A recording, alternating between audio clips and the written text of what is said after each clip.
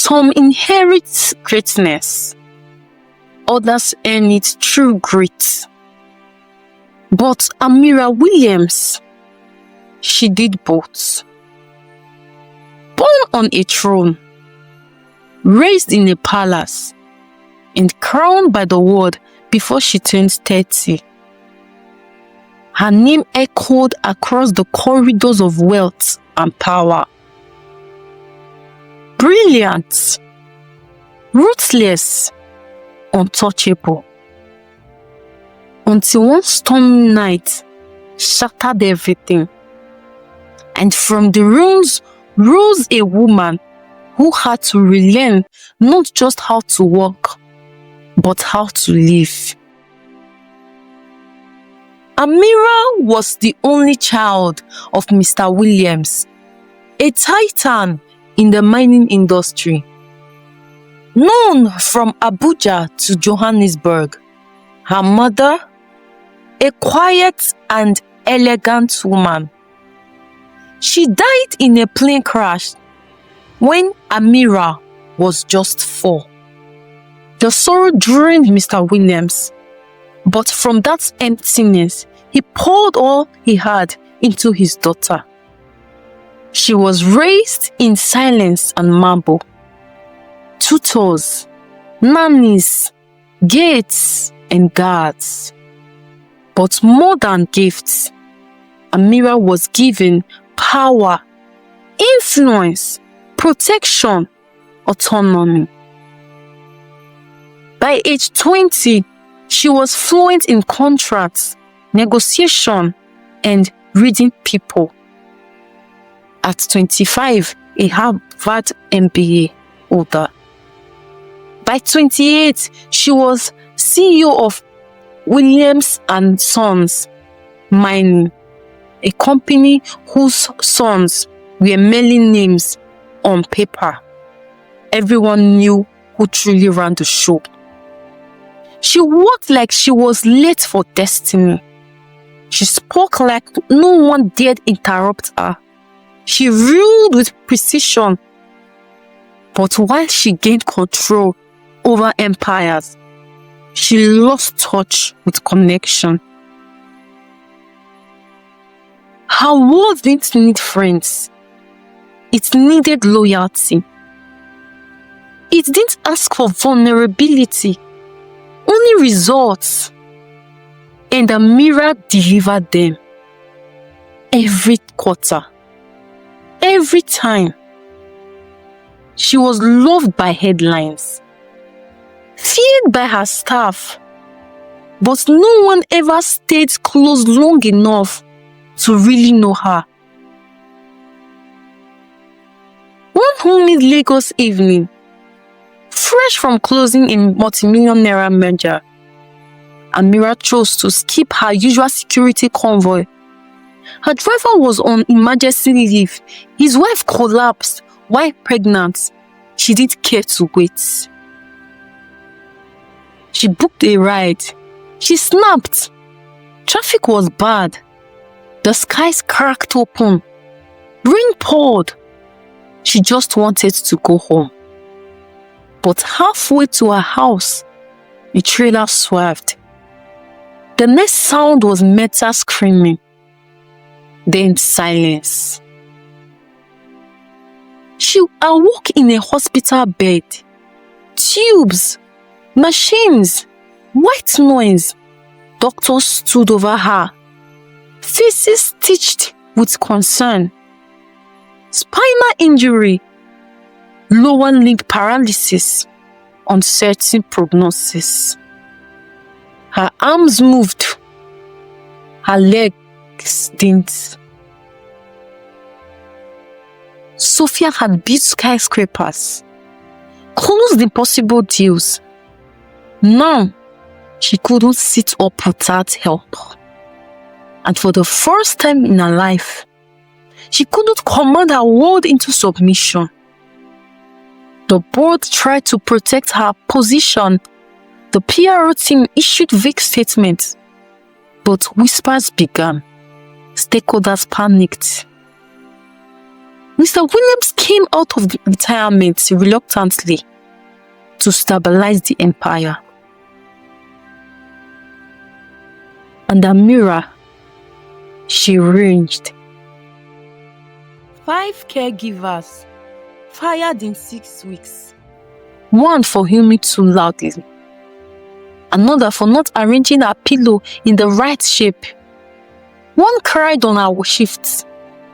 Fired. No one stayed until Elizabeth arrived. Elizabeth was quiet, efficient. She came with her 8-year-old daughter, Grace, an agreement Mr. Williams personally approved. Amira didn't want care, and she certainly didn't want a child. Send her away. She backed on day one. Elizabeth stayed. Grace stayed. They were patient, steady, immovable. Grace was sunshine wrapped in a brown skin and braids. She would tiptoe in with a crayon drawing. She wasn't afraid. She wasn't impressed either. Good morning, Auntie Amira, she would beam. She would drop a note in her room. The words were powerful.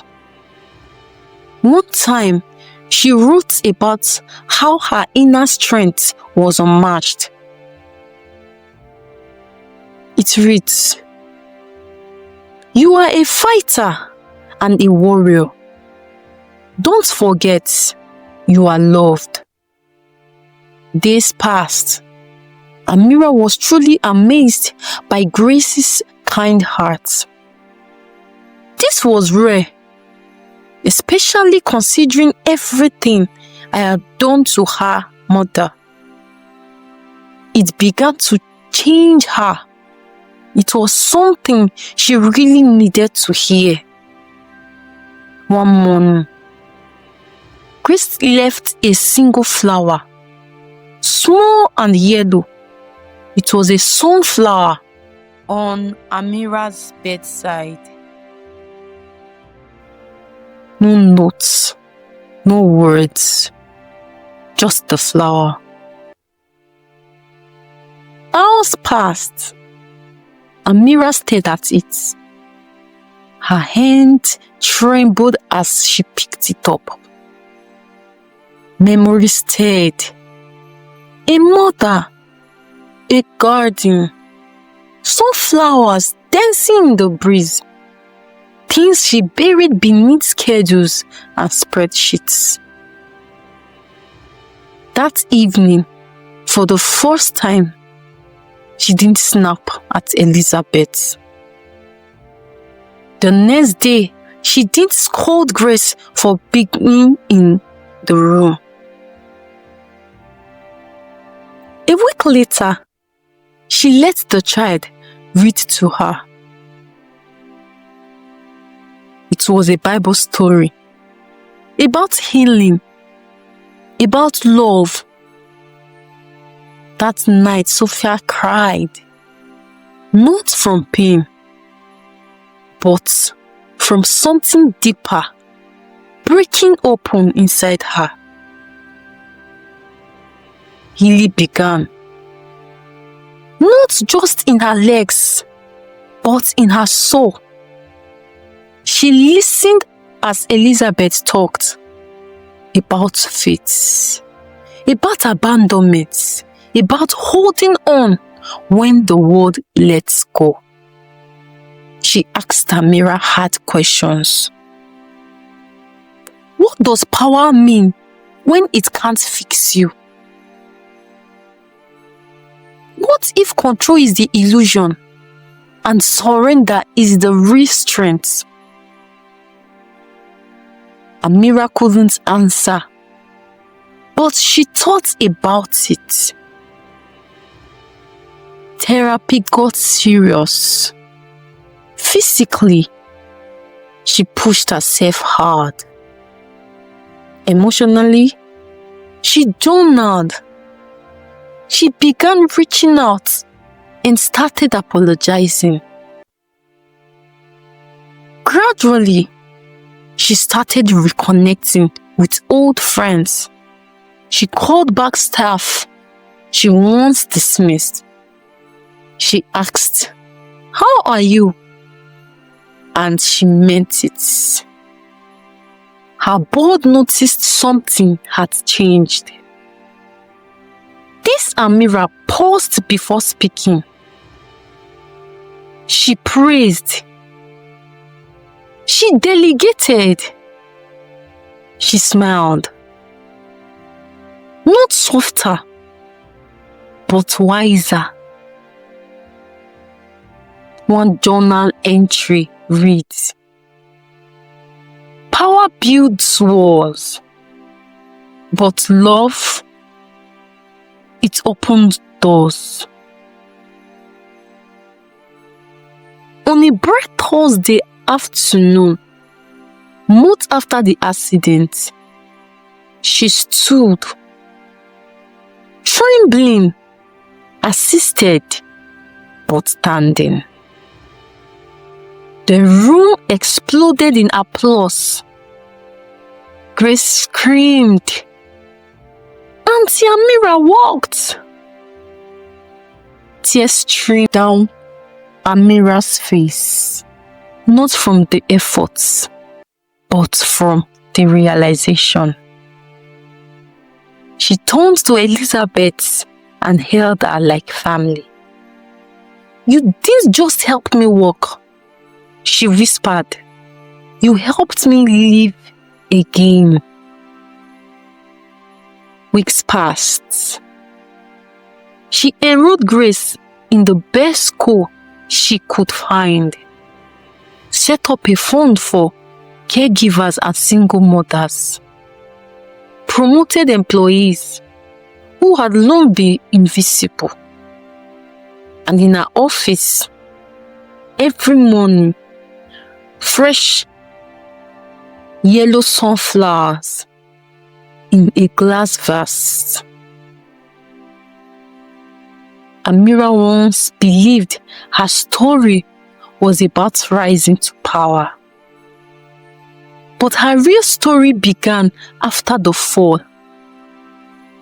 The empire she built was impressive, but the life she rebuilt was human. Because in the end, it wasn't her money, her mind, or her might that saved her. It was a woman with nothing but grace, and a child who gave everything without asking. Power builds empires, but love builds people.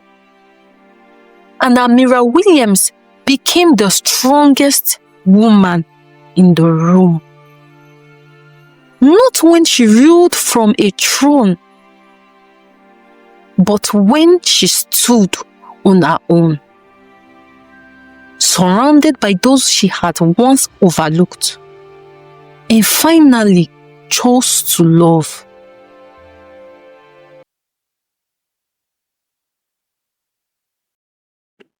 Thank you very much for watching this video. Please do well to like, share and comment. And don't forget to subscribe for more amazing stories. Thank you very much. I appreciate you.